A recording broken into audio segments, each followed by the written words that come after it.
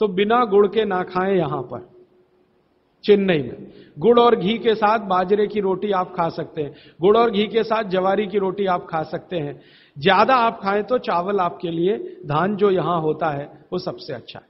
तो तासीर ध्यान रखें, आबो हवा का ध्यान रखें, वातावरण का ध्यान रखें, हर बनाते समय भोजन में और खाते समय भोजन में। ये कुछ सूत्र हैं जो बहुत आवश्यक हैं आपके लिए, मैं मानता हूं, जो मैंने आपको पिछले एक 45 मिनट या 30 मिनट में जो रिपीट किए, जिनको मैं बहुत आवश्यक मानता हूं। और इसमें से एक सूत्र छूट गया जो बहुत आवश्यक, सुबह सुबह उठकर पहले पानी पिए, सुबह सुबह उठकर पहले पानी पिए। कारण मैं बता चुका हूं कि उठते ही आपके मुंह में जो लार बन रही है वो बहुत बहुत बहुत कीमती है, उसकी कीमत लगा नहीं सकते आप, वो एकदम अमूल्य चीज है, वो अंदर ही जाए तो अच्छा है। तो आप उठते ही पानी पीने का नियम बनाएं। कितना पानी पिए? मैंने बताया था 18 से कम उम्र के जो बच्चे हैं उनको लगभग 1.5 से 2 गिलास, 60 से ऊपर के जो बुजुर्ग हैं उनको भी 1.5 से 2 गिलास, और आप जिस उम्र में हैं 18 से 60 तो कम से कम 3 गिलास। पीने का तरीका वही है, सिप सिप सिप सिप करके पीना। और ये सुबह का पानी अकेला पानी है जो बिना प्यास के भी पीना। जी, ये मुख्य नियम मैं मानता हूं आपको जरूर धारण करने चाहिए।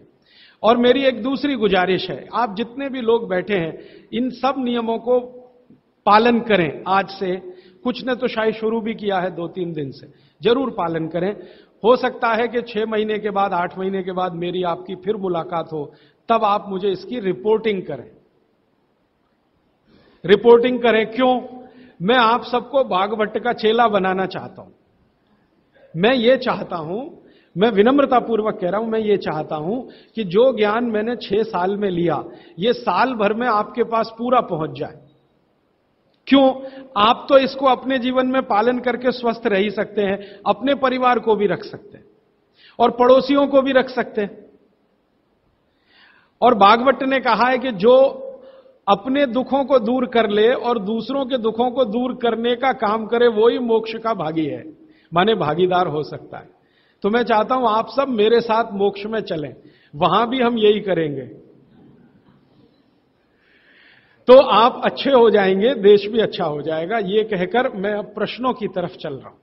प्रश्न मेरे पास भरपूर आ चुके हैं। मैं कोशिश ये करूंगा कि जो प्रश्न एक बार उत्तर आ गया उसको दोबारा नहीं दूंगा। हो सकता है किसी व्यक्ति ने वो प्रश्न रिपीट किया।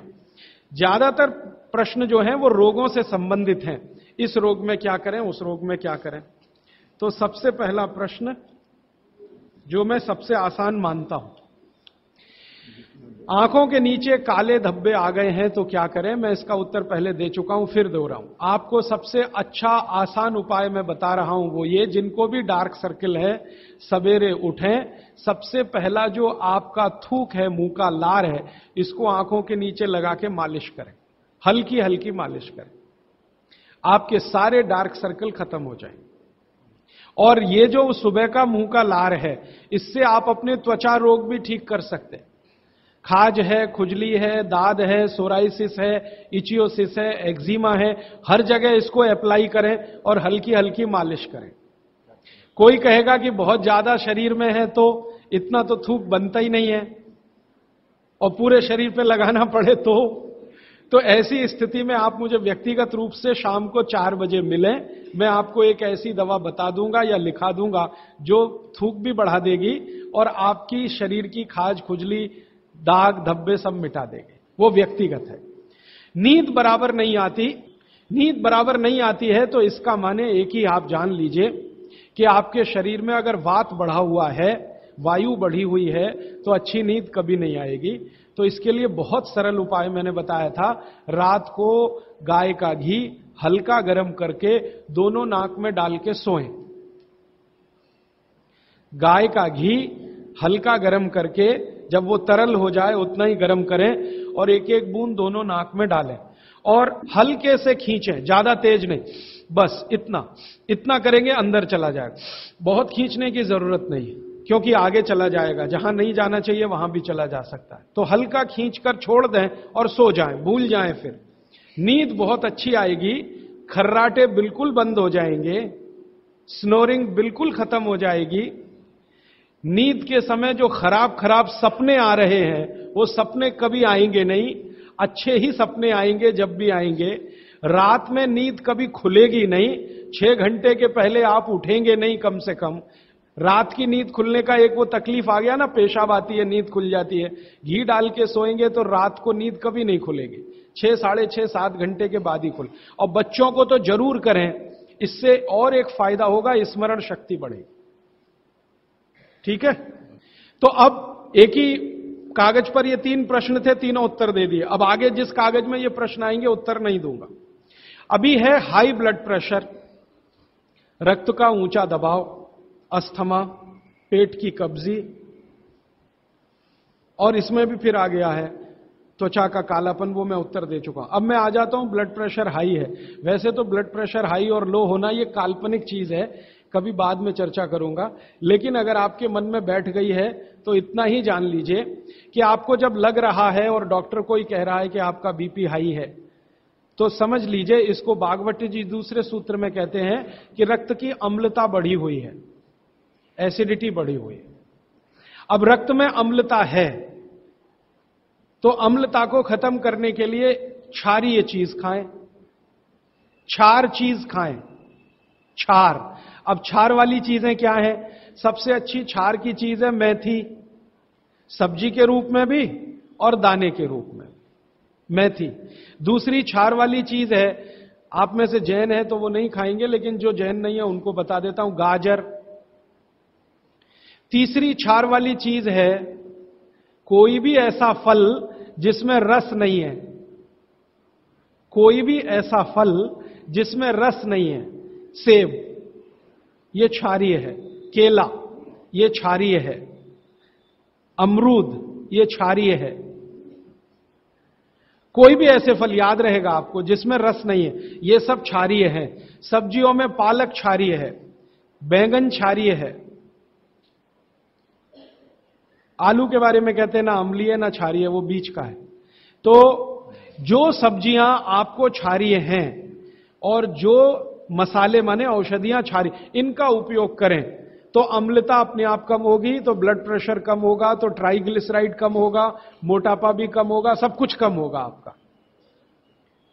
तो हमेशा याद रखें। तो मेथी दाने का उपयोग मैंने बता दिया है, पानी में डाल के रात को छोड़ दें, सुबह उठकर दाना चबा के खाएं, पीछे से पानी पिए। गाजर का उपयोग बता दिया, कद्दूकस में घिसें, गाजर ले लें और वो कद्दूकस की गाजर को खा लें। और क्षारीय चीज मेथी की सब्जी रोज खाएं, पालक की सब्जी रोज खाएं। हरे पत्ते की कोई भी सब्जी क्षारीय होती है, हरे पत्ते की कोई भी सब्जी क्षारीय होगी, और फल जिसमें रस नहीं है वो सब क्षारीय होंगे। बस याद इतना ही रखें। तो आप अगर उपयोग करेंगे तो हाई ब्लड प्रेशर तो जाएगा ही, उसके साथ ब्लड कोलेस्ट्रॉल कम रहेगा, ट्राइग्लिसराइड कम रहेगा, मोटापा कम होगा, पेट आपका कम होगा, और उसके अंत में हार्ट अटैक आएगा नहीं। ब्लॉकेज भी है तो निकल जाए। और एक क्षारीय चीज मैं भूल गया बताना, लौकी, दूधी। सब्जियों में सबसे ज्यादा क्षारीय कोई चीज है तो दूधी, माने लौकी ज्यादा खाएं, दूधी ज्यादा खाएं, और उसका रस भी पिए, कच्ची दूधी का तो और अच्छा है। जितने भी हाई बीपी के मरीज हैं उनके। अस्थमा, अस्थमा भी जो एक बीमारी है ना, वो वायु के प्रकोप की बीमारी है। तो अस्थमा ज्यादा है तो इसके लिए जो मैं बहुत बार बोल चुका हूं, फिर बोल रहा हूं, दालचीनी ये क्षारीय है, दालचीनी का उपयोग करें शहद के साथ। शहद क्षारीय है तो दालचीनी, शहद। शहद नहीं ले सकते तो गुड़। ये जो नारियल होता है ना, नारियल, मैंने आपको थोड़ी देर पहले एक बात कही है और मुझे याद आ गई, तो मैंने आपसे कहा जो भी फल में रस नहीं है वो क्षारीय है, और जो भी फल में रस है वो अम्लीय है। लेकिन ये नारियल अद्भुत फल है जो क्षारीय है, रस होते हुए भी। तो ये क्षारीय है। अब ये क्यों है, ये बाद का विषय। तो आप अगर अस्थमा से शिकार हैं, दमा के शिकार हैं, तो नियमित रूप से नारियल खाइए, हरा नारियल खाइए, कच्चा नारियल जिसको कहा जाता है, चबा चबा के खाइए। कितना खाएं जी? एक दिन में 50 ग्राम तक खा सकते हैं चबा चबा। तो दालचीनी और गुड़ लिया और नारियल चबा के खाया, 3 महीने के बाद आपका अस्थमा जड़ से खत्म होगा, वो 40 साल पुराना हो तो भी। इसके बाद हां, बाकी तो आंखों की। मुंह में छाले बहुत रहते हैं। ये मुंह में छाले बहुत रहते हैं, इसका माने पेट आपका साफ नहीं है, बड़ी आंत आपकी कचरे से भरी हुई है। तो मुंह में छाले रहते हैं तो सुबह सुबह का जो मैंने नियम बताया ना, पानी उठते ही पिए, घूट घूट पिए, तो छाले अपने आप खत्म। जैसे ही बड़ी आंत साफ हो जाएगी, छाले कभी नहीं आएंगे। और अगर आपको ये करने के बाद भी छाले में आराम नहीं मिल रहा है, तो आपको एक सरल आसान दवा बता देता हूं, जो होम्योपैथी की दुकान में मिलती है, जो बड़ी आंत को सबसे जल्दी से साफ कर देती है। उस दवा का नाम है बोरेक्स। सुहागा, सुहागा आप सब जानते हैं ना, सुहागा आंत को साफ करने वाली सबसे तीव्र दवा है, तीव्र। इसी का डाइल्यूशन करके होम्योपैथी में बनाया बोरेक्स। तो ले लें, किसी भी होम्योपैथी की दुकान से खरीद लें। 30 पोटेंसी में या 200 पोटेंसी में इसके 3 ही खुराक लेंगे तो जीवन भर के लिए छाले की बीमारी आपकी आएगी नहीं, क्योंकि यह तुरंत बड़ी आंत को साफ करता है। पानी करेगा, धीरे धीरे करेगा। बोरेक्स तो एक ही दिन में काम करता है, लेकिन भागवत जी कहते हैं ये एक ही दिन का चक्कर छोड़ना चाहिए, तुरंत हर चीज का रिजल्ट मिल जाए। वो कहते हैं जीवन में कोई भी चीज फास्ट है ही नहीं, हर चीज स्लो है। तो कोशिश करिए पानी से ठीक करें, और अगर आप बहुत परेशान हैं तभी बोरेक्स का इस्तेमाल करें। और यह दवा हमेशा पानी में डाल के लें, 1 बूंद डाल दें पानी में, और उस पानी के 3 हिस्से करके उसको पी लें। 1 कप पानी हो, आधा कप पानी हो, चौथाई कप पानी हो। अभी आगे का एक प्रश्न। अच्छा, गाय के मूत्र के बारे में मैंने आपसे कहा था, तो उस पर प्रश्न आए हैं 4-5। गोमूत्र सही गाय का है या उसको कोई बीमारी है? किस तरह की प्रॉब्लम हो सकती है? अगर गोमूत्र सही नहीं है तो उस हाल में क्या करना चाहिए? मैं आपको विनम्रतापूर्वक एक एक्सपेरिमेंट जो हमने किया वो बता देता हूं।